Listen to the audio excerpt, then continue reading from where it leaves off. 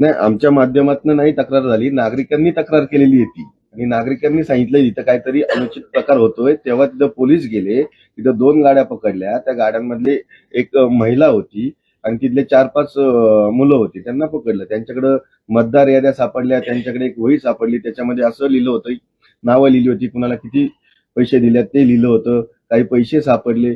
अशामध्ये तिथं जवळजवळ 15 लोकांवरती त्या दिवशी त्या रात्री गुन्हा दाखल झाला. त्यानंतर आम्ही भारतीय जनता पार्टीचे सर्व सहकारी, सर्व पदाधिकारी पोलीस स्टेशनला जाऊन त्या ठिकाणी जे पीआय आहेत त्यांची आम्ही त्या ठिकाणी तिथे जाऊन त्यांचा आभार मानले की तुम्ही चांगलं काम केलंय म्हणून. हे नागरिकांनी पकडून दिलेले यांना की सभा होती, अजितदादांची सभा त्या ठिकाणी होणार होती म्हणून त्याचे ते 500 रुपये 700 रुपये लोकांना द्यायला गेले होते. हळदी कुंकू आहे हे ते सांगण्याचं काम एक खोटं सांगत होते.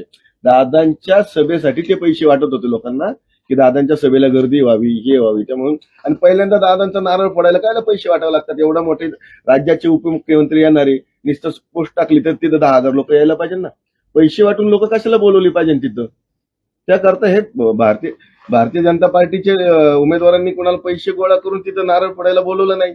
कुठल्या नेत्यांना ना मला आमचे ज्येष्ठ नेते, ज्येष्ठ पदाधिकारी त्यांच्या हस्ते तिथं नारळ वाढून आम्ही प्रचाराची सुरुवात केली.